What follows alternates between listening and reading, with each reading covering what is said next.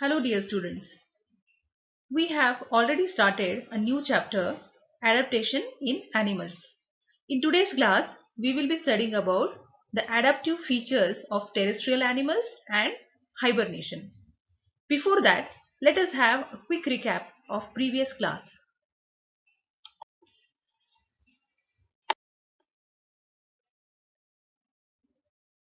In the previous class, we have studied about what is adaptation, why animals need to adapt themselves, what is habitat, and what are the different types of habitats, right? Before, we have discussed about terrestrial animals, aquatic animals, amphibians, arboreal animals, and aerial animals. In today's class, we will be studying in detail only about the features of terrestrial animals. So, let's start. Before we learn about the terrestrial animals, we must know about the different types of terrestrial habitats we have on Earth. Generally, we observe our surroundings, we notice that the land is not same everywhere, right? Somewhere we see mountains, somewhere we find forests, deserts, whereas few places the earth is covered by grasslands. Thus, depending on these different types of surroundings, the terrestrial habitat is classified into four different types. That is mountains, deserts, grasslands, and forests.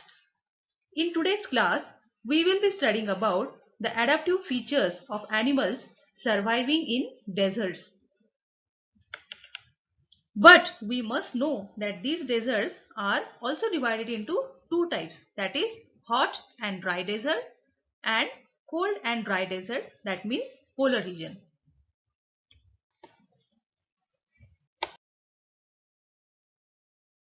Here we have the difference of conditions of these two terrestrial habitats. See, in polar region, that is in North Pole and in South Pole, it is extremely cold and covered with ice. There are harsh weather conditions and the temperature is very less. On the other hand, let's talk about deserts like Sahara deserts, or in India we have Thar desert. Here, the days are very hot and the nights are cold. The temperature is very high and there is very less rainfall in these regions. So, this was the comparison of the climatic conditions of the two terrestrial habitats, that is the hot desert and the cold desert. Now, we know about the climatic conditions of these regions, so it's easy for us to learn about the features of the terrestrial animals surviving in these regions.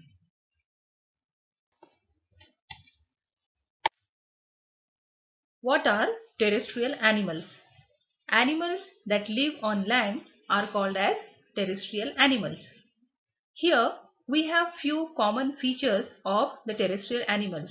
That means irrespective of their habitats like mountains, forest or desert, etc., all the terrestrial animals will have these common features.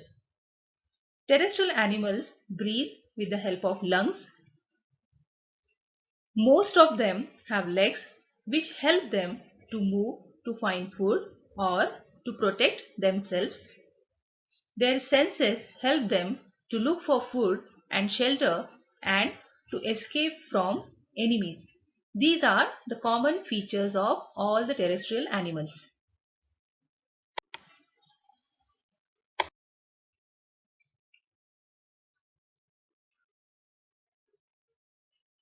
Let us study about the adaptive features of animals living in polar region. As we know that the polar region is very cold, so the features of these animals enables them to survive in that cold region. Polar bear has a very thick layer of fur that protects it from cold. This fur helps them to keep their body warm. Under the skin, it has a thick layer of fat called blubber. This blubber keeps its body warm. In addition, it also serves as a source of energy during winter season. Few penguins huddle to keep themselves warm. So these are the features of animals surviving in polar region. Because of these special features or adaptive features, the animals are able to survive in extremely cold conditions.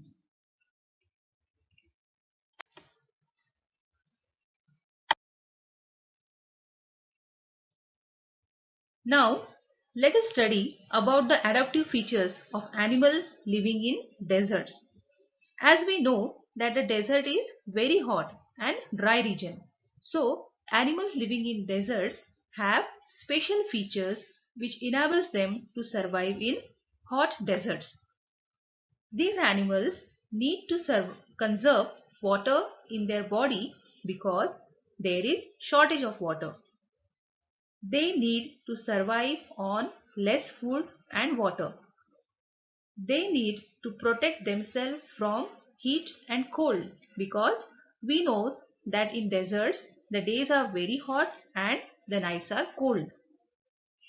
The camel has a thick layer of skin and scanty hair to protect itself from hot sun and cold.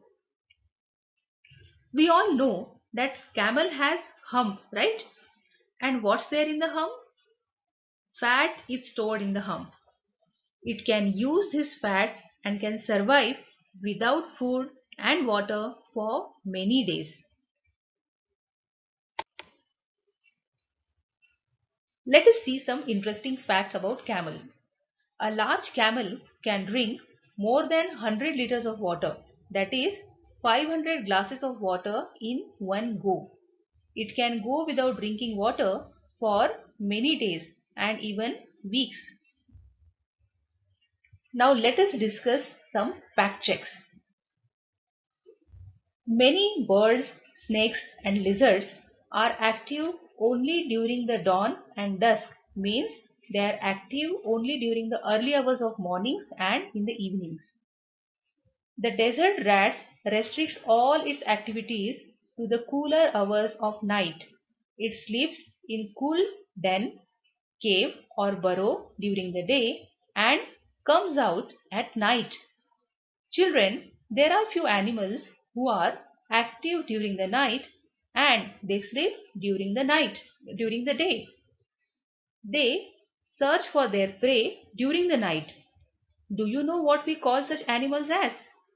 We call them as nocturnal animals who are active during the night and they sleep during the daytime.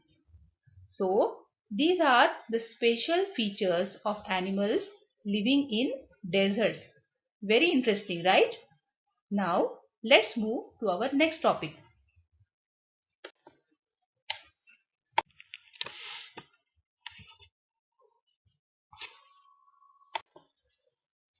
Hibernation. Some part of the world becomes very cold in winter. Animals such as some lizards, snakes and rats cannot bear this cold. During the summer, they eat as much as they can and store fat. Then, during winter, they sleep in caves or burrows in the ground and use up the extra fat. This behavior is called as hibernation. So, this long winter sleep of few animals is called hibernation. But why do these animals hibernate? Why do they need to sleep for a long time during the winter season? Let's see. Certain animals hibernate because food supplies become scarce, means there will be shortage of food during the winter months. By doing this, by going into long deep sleep, they bypass this period completely and waking up when food becomes available plentiful. That is why animals hibernate. So this was about the hibernation of few animals.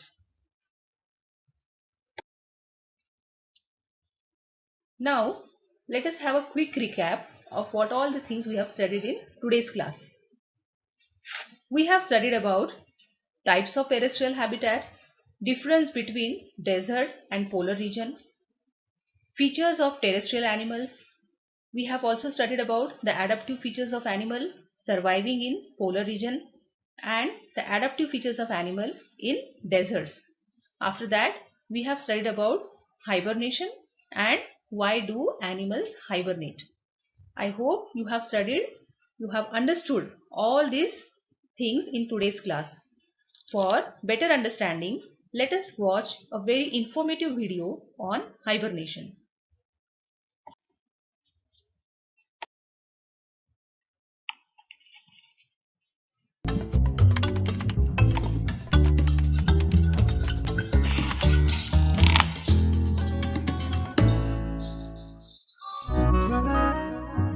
When it comes to hibernating, it's not all bears and groundhogs.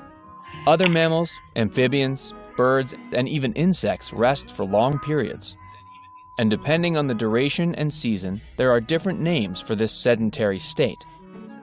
The most commonly known, hibernation, occurs during the winter. Its summer counterpart is called estivation. Both are an extended form of torpor. Torpor is a short-term state of lowered metabolic rate and body temperature lasting under 24 hours. So which animals enter these dormant periods? The spadefoot toad in the Sonoran Desert estivates through long dry spells, sometimes lasting up to a year underground. When the first rainfall arrives, these sleepy diggers emerge as a group to eat and mate before the water evaporates. The crocodile, however, both estivates and hibernates during extreme weather. These reptiles dig burrows into the side of riverbanks for use when temperatures are either too hot or too cold. But when it comes to group torpor, no one flies above the North American monarch butterfly. These monarchs may migrate over 3,000 miles to remote forests in Mexico, where hundreds of millions of butterflies huddle together in trees. The perfect locale for isolated hibernation. Plenty of other animals take an easier route to conserve energy. Primates like the mouse lemur and the bush baby practice daily torpor. So do some bats and hedgehogs. No matter the animal or style, science shows that torpor in any form is different from either sleep or wakefulness and not well understood. Torpor is still very much a mystery to scientists, who have a lot more questions than answers to why and how it works. Still, as scientists research and better understand torpor, perhaps they'll be able to incorporate benefits from this state of consciousness into our own health. Or, at the very least, better predict whether the groundhog will see his shadow.